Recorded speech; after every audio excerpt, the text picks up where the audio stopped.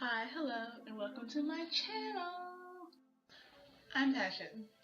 Okay, so before I get into what I want to talk about today, I want to let you know that I tried something new yesterday. I went to temple, not the university. I went to a Buddhist temple, the one Buddhist temple actually, and it was an experience, quite honestly. I really didn't know what to expect, and I was actually,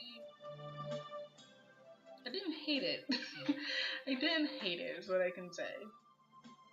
I happened to go at a time where they do this um, thing called the 108 bows, and you basically, you bow 108 times, but for specific reasons that involve appreciation of yourself, others, and nature. And I cannot, like, literally do a full get on your knees and like bow. So that was definitely something.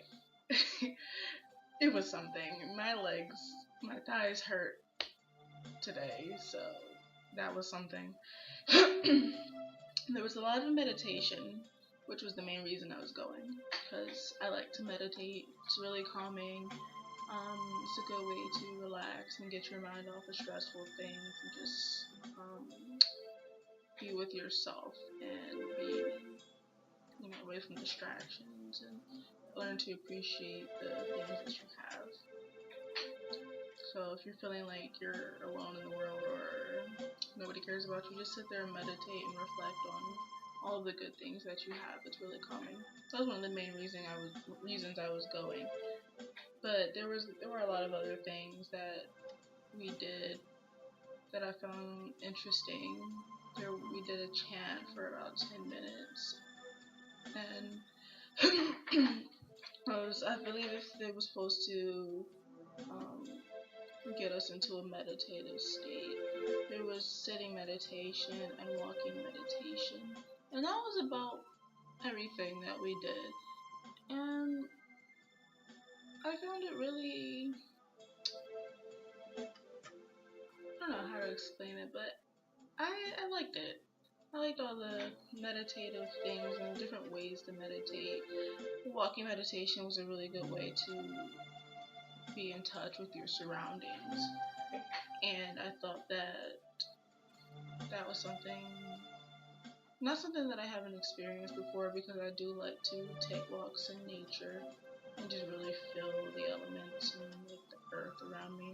But it was really something I've never done with another group of people, I guess, because I'm more of a solitary person. One of my main fears about going, though, is that I would have to talk to people, because I don't like to talk to people in person. I'm not a people person. That's not my fault, don't judge me. But the minister talked to me for a good 5 minutes, and I was at a loss for words. So I'm just like nodding, like, yeah, okay, sure, yeah. Meanwhile, my girlfriend's sitting next to me, and she's just like, I already told her everything that we were gonna do, because she filled me in. It was my girlfriend's temple. She's Buddhist, and she was telling me I should go for the experience, and it was a good experience actually. Minus the minister talking to me, because that was so uncomfortable for me. And let me just tell you a couple of things actually that you don't want to do when you're going to something new and it's a new experience for you, and it'll be awkward if you just left. Number one, do not go hungry, because I hadn't eaten since around 10 or 11 o'clock yesterday, and this thing was at like 7 to 9 o'clock, so it's like 2 hours plus the other hours that I had eaten. So I had eaten basically the whole day. And so half the time I was just sitting there thinking about food, which is not what you want to be doing when you're supposed to be getting into a meditative state and clearing your mind of all wants and selfishness. That was the main thing emphasized in the beginning of the whole experience. Clear your mind of selfishness. You can't be selfish and it's hard to do because we naturally want to be selfish. But that that was me being hungry, so sorry, it was selfish, but I was starving. My girlfriend's just like, I'm sorry, I usually eat like this, I forgot about you. Just because you don't eat doesn't mean I'm not starving. So don't go to anything hungry. um, Make sure your socks match. If it's going to be something where you have to take your shoes off, wear matching socks. Because I totally forgot that I was going, so my socks were completely mismatched. One was like a lime green and gray striped sock, and the other one was like black with a lime green toe. And they didn't match. So it was kind of awkward because I just walked around with their socks off, and I feel like people were staring at me. Wear comfortable clothing because you never know what you're going to be doing. So I knew I was going to be bowing, but I didn't know how intense the bowing was going to be. I was wearing brand new pants, so I hadn't broken them in yet, so they were not staying where they were supposed to be. Constantly pulling my pants up every 5 minutes. So be comfortable. If you're going to any type of religious thing, please, for the love of God, do not think dirty thoughts, because it kind of defeats the purpose of going. There was at one point there was a vow that said I will respect abstinence, and I'm just like, I respect abstinence, but so, and then at another point I was bowing, and like I was wearing this shirt, so my boobs like would fall over when I was bowing, and at one point I like looked down for some reason or whatever, like during the bows I would just like look down, and I'm like, oh, I look really good today. Don't think about boobs or anything sexual during a religious event. So those are just a few things that I was thinking about and shouldn't have been doing, or should have thought more clearly about before I went to this thing. But overall, it was an interesting experience. I'd probably go back next week just for the meditation, because next week is supposed to be more meditation. I really enjoyed the scripture readings because they're not super deity based or God based. They're more like food for thought, and I really enjoyed things like that. So they gave me something to think about while I was meditating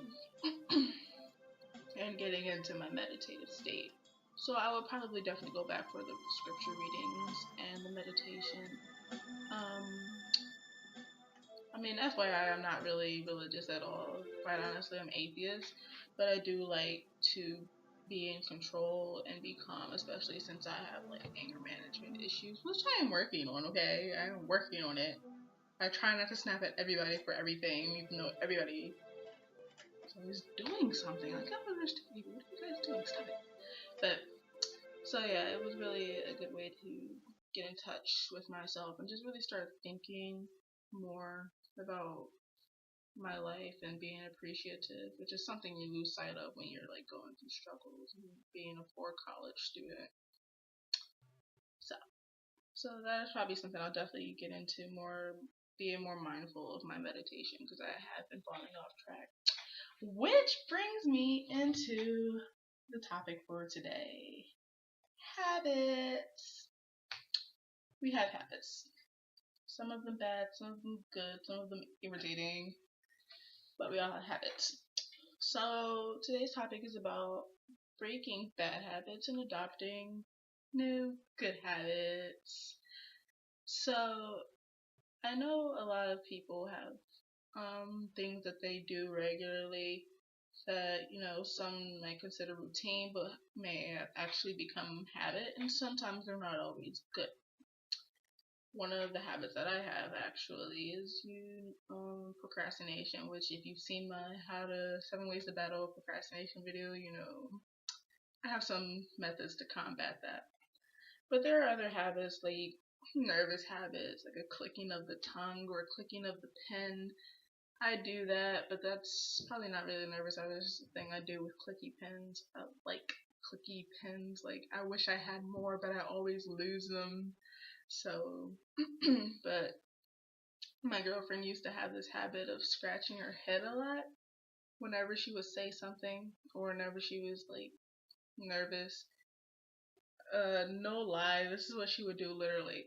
You would like say something to her, or you could ask her a question, and she would literally give you this response to anything you ever said to her, whether it was like responding and expecting a response back, asking a question, giving information that she probably disagreed with, giving information just because you thought it was interesting that you learned today, and she'll literally start everything like this. She'll go, well,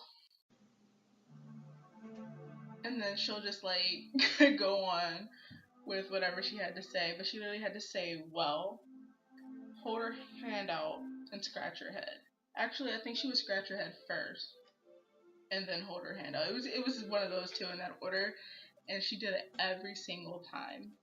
She still says well, but she's actually gotten out of the habit of scratching her head, which is good because that makes your hair fall out. Don't scratch your head too much. It like fucks with the follicles, and it pulls your hair out. Stop doing it.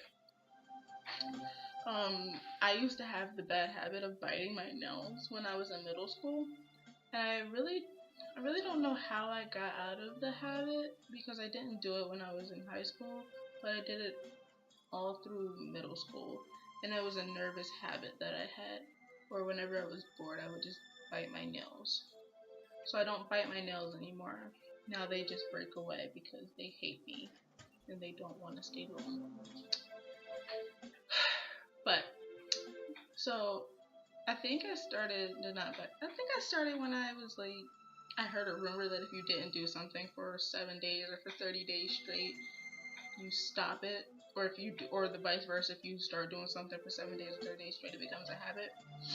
So I think I started doing that, and I think it worked. So I mean, if you're interested, you can look into it. But yeah, so I want to talk about how to break some bad habits and get into some good habits. So one of the ways that you could break a bad habit is to find something to replace it. I know a lot of smokers like to find something to do with their mouth when they quit smoking, so they don't put a cigarette in their mouth. They like eat sunflower seeds or start eating candy or something like that.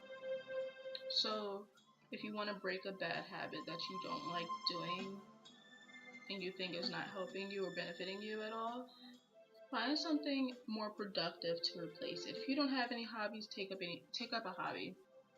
If you have hobbies and you're just letting them kind of roll by and slide by, get more focused on your hobbies. Another way to break bad habits, if you're not really productive on a daily basis, if you're just kind of lounging around, if you're basically lazy like I am, try being more active. It'll be beneficial for you in the long run. Okay, so try taking a walk once in a while, or get a gym membership. I think a lot of them are like $10 a month now. If you go to a school and your gym is free, use your school gym. I actually should start going back to mine because school food for a college student, all the carbs.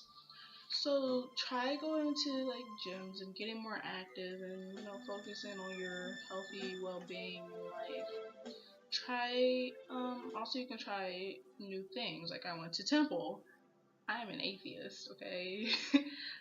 I do not believe in anything, but I like meditation. So trying it in a group setting was interesting. So try something new.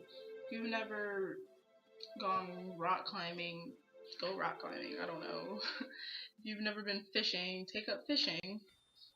Somebody somewhere has a grandpa who has a fishing rod and who would love to teach you to fish. Find them. Picking up good habits could be learning from friends who do things and are really advanced in what they do and take inspiration from that.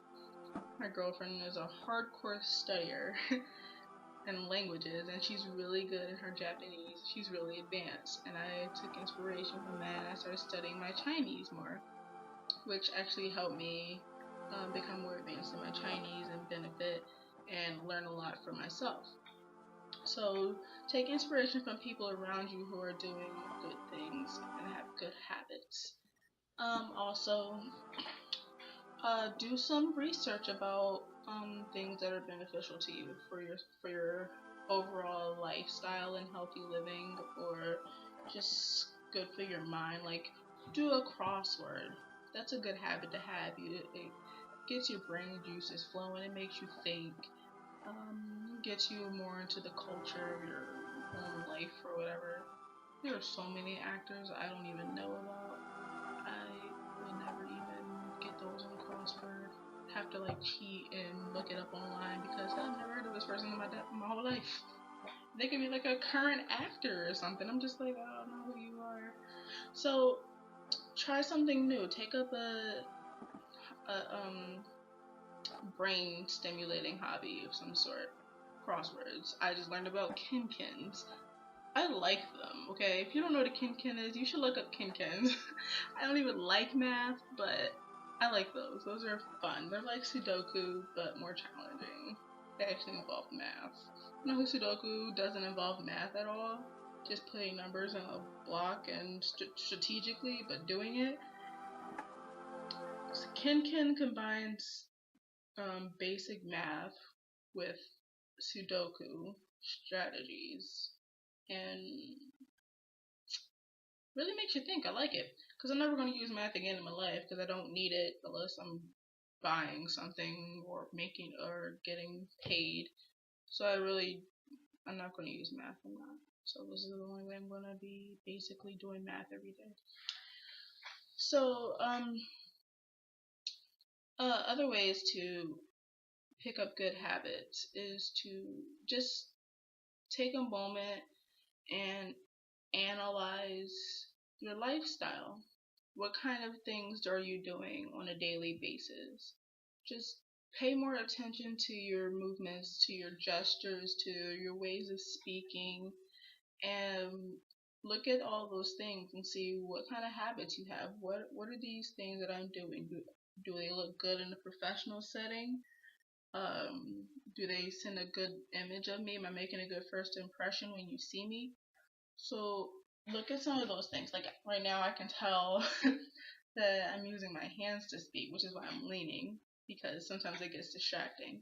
But I know a lot of the people in my family, we talk with our hands, so that's a habit that I have. It's not necessarily a bad habit, but it can be considered a nervous habit, and sometimes it can be distracting to the person you're talking to, especially if they have ADHD or ADD. Because my mom, she has that shit.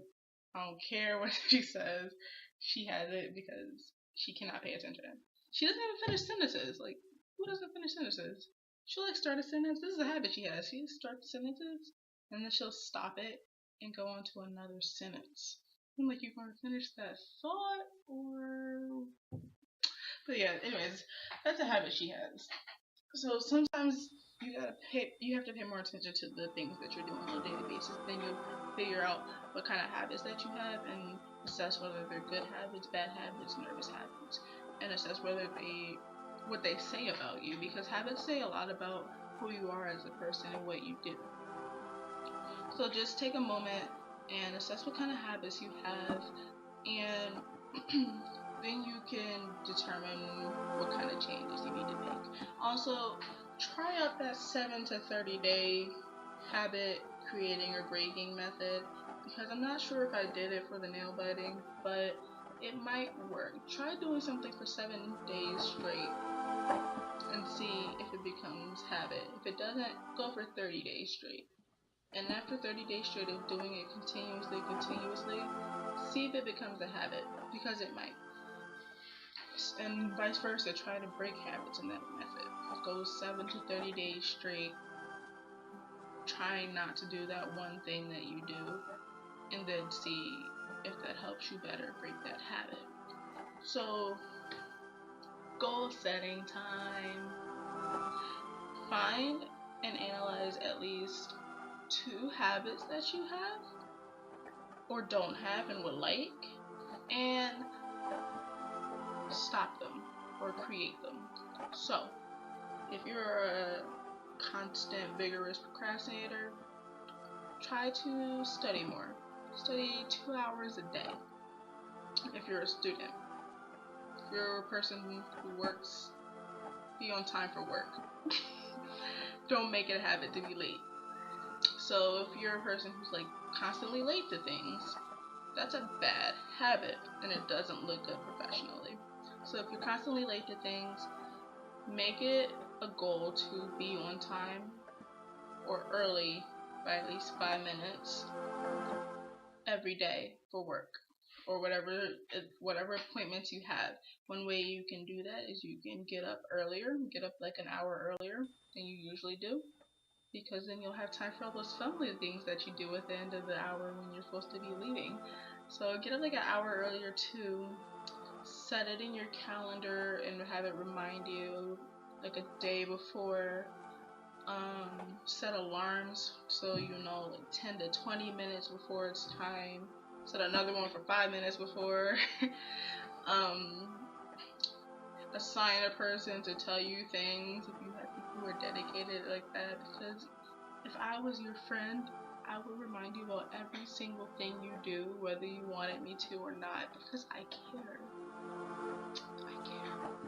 And also, I don't like when people are late, because I like to be early and on time, and I don't like when people are late for appointments for me, because that's just irritating. And if you don't want people to be late for appointments to you, you should be on time too.